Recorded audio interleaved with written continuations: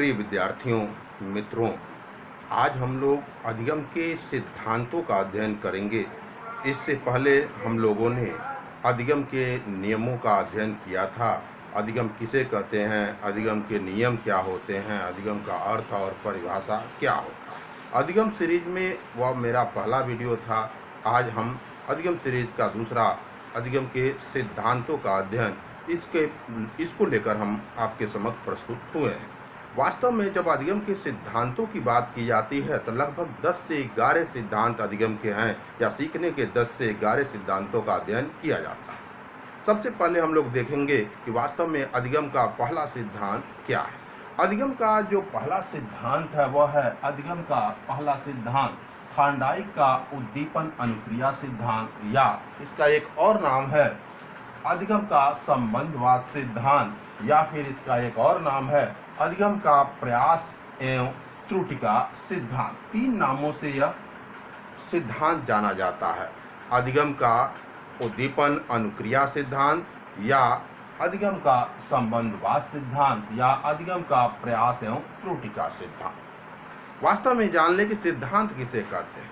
जब हम कोई भी कार्य करने जाते हैं या सीखने की प्रक्रिया एक उद्देश्यपूर्ण प्रक्रिया होती है, एक उद्देश्यपूर्ण प्रक्रिया होती है, और जब हम एक उद्देश्यपूर्ण प्रक्रिया को करने जाते हैं तो वास्तव में उसके लिए कोई न कोई सिद्धांत होना आवश्यक है।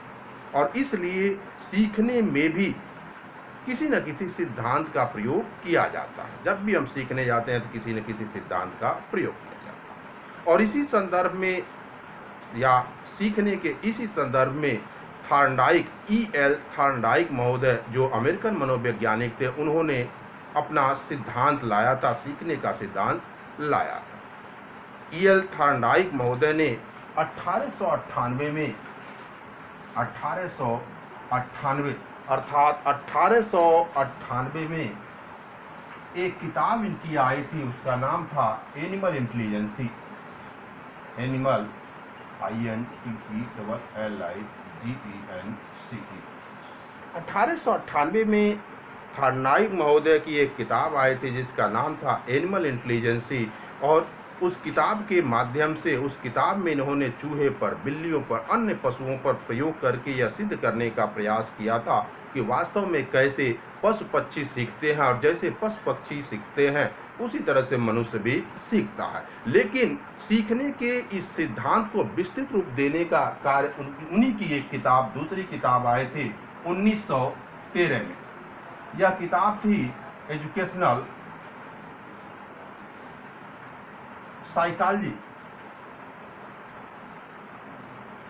उन्हीं की एक किताब दूसरी आई 1913 में जिसका नाम था एजुकेशनल साइकोलॉजी, और इसमें उन्होंने अपने सीखने का जो सिद्धांत था उसको विस्तृत रूप देने का प्रयास किया, व्यवस्थित रूप देने का प्रयास किया, और उसमें बताने का प्रयास किया कि वास्तव में उद्दीपन अनुक्रिया सिद्धांत क्या होता है, या ट्रायल एंड एरर थियरी क्या होता है, प्रयत्न और त्रुटि का सिद्धांत क्या होता है, या यस आर बांड क्या होता है।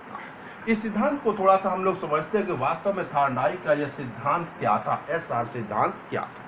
थार्नडाइक महोदय ने कहा कि कभी भी जब सीखने की एक परिस्थिति होती है तो उस परिस्थिति में एक उद्दीपन होता है जिसको हम यस कहते हैं, एक उद्दीपन होता है जिसको हम यस करते हैं, और उसके प्रति एक प्रतिक्रिया होती है जिसको हम आर कहते हैं।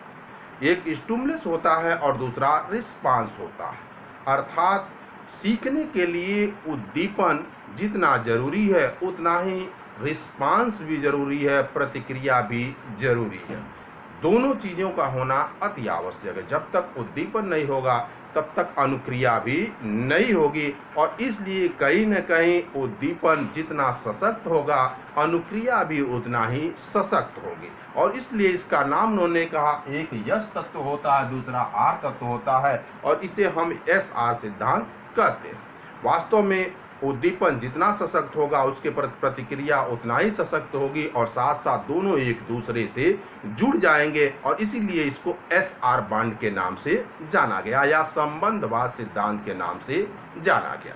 इस सिद्धांत को वास्तव में इसमें प्रयोग क्या थार्नडाइक महोदय ने किया, इस सिद्धांत में प्रयोग क्या किया, उन्होंने एक बिल्ली को लिया, बिल्ली संबंधी या उलझन बाग संबंधी उनकी पहली संबंधी जो प्रयोग था, पहली पेटी संबंधी प्रयोग, उन्होंने एक बॉक्स को लिया और उस बॉक्स में कहीं न कहीं एक उलझन बॉक्स लिया और उस बॉक्स में बिल्ली को अंदर बंद कर दिया। भूखी बिल्ली थी, बाहर उसने मछली का टुकड़ा रख दिया। इसलिए मछली का टुकड़ा बाहर रख दिया क्योंकि बिल्ली का सबसे पसंदीदा भोजन मछली का टुकड़ा होता है। बिल्ली को अंदर बंद किया। बिल्ली उछल कूद कर, भूख जब लगा हुआ था, भूखी बिल्ली थी, उसने उछल कूद, जैसे ही मछली का टुकड़ा बाहर देखा वह उछल कूद शुरू कर दी। उस उलझन बॉक्स में या पहेली संबंधी बॉक्स में उन्होंने एक दरवाजा खटका भी लगाया था, जिस पे पैर पड़ते ही या पंजा मारते ही वो दरवाजा खुल जाता था। उछल कूद करने लगी बिल्ली, नहीं, दरवाजा खुल नहीं पा रहा था। भूखी थी बिल्ली, बाहर उसका कहीं न कहीं उद्दीपक जो भोजन था, मछली का टुकड़ा, वो पड़ा हुआ था और वो भूखी थी, इसलिए वो दौड़ लगाना शुरू कर दी, लेकिन वो दरवाजा नहीं खोल पाया। थॉर्नडाइक महोदय ने उस दरवाजे के कुंडे को जाकर के धीरे से अपने प्रयोग में खोला और उसके बाद बिल्ली बाहर निकल गई और भोजन प्राप्त कर लिया। पुनः उन्होंने उस बिल्ली को उसी उलझन बॉक्स में बंद किया और एक लंबे समय तक इस प्रयोग को लगभग हजारों बार दोहराया।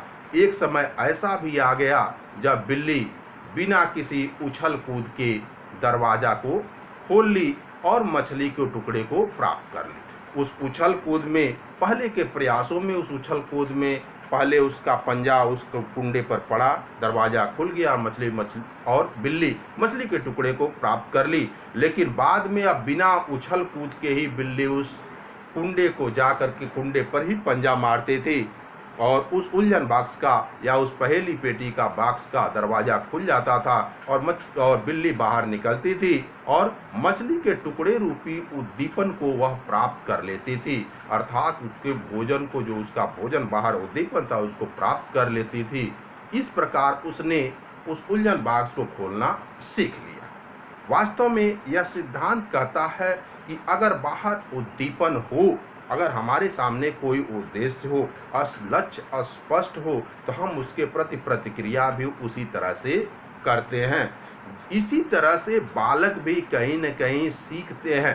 ट्रायल और एरर थियरी से, प्रयत्न और त्रुटि के सिद्धांत से या संबंधवाद के सिद्धांत से बालक भी सीखते हैं। छोटे बच्चे भी सीखते हैं। जैसे जूता पहनना, पहले बालक उल्टा जूता पहनता है या पहनना ही नहीं जानता है, लेकिन धीरे धीरे वह पहनना सीख जाता है और एक समय ऐसा आता है कि वह सीधा जूता भी पहनना सीख जाता है। वही नहीं, खाना खाना, पहले बालक त्रुटि करता है, चम्मच से खाना खाने को दीजिए तो वह उसे ठीक से नहीं खा पाता है, उसको गिरा देता है, चम्मच पकड़ना नहीं आता है, वह उसे गिराता है। लेकिन एक समय ऐसा आ जाता है, वह ठीक प्रकार से उस भोजन को प्राप्त करने लगता है, उस चम्मच को ठीक से पकड़ने लगता है और उस चम्मच से ठीक से खाने लगता है। साथ साथ वास्तव में अगर उद्दीपन सही हो तो उसके प्रति प्रतिक्रिया स्पष्ट होती है और जैसे पशु पक्षी सीखते हैं ट्रायल और एरर थियरी से, प्रयत्न और त्रुटि के सिद्धांत से या संबंधवाद सिद्धांत से, उसी तरह से मनुष्य भी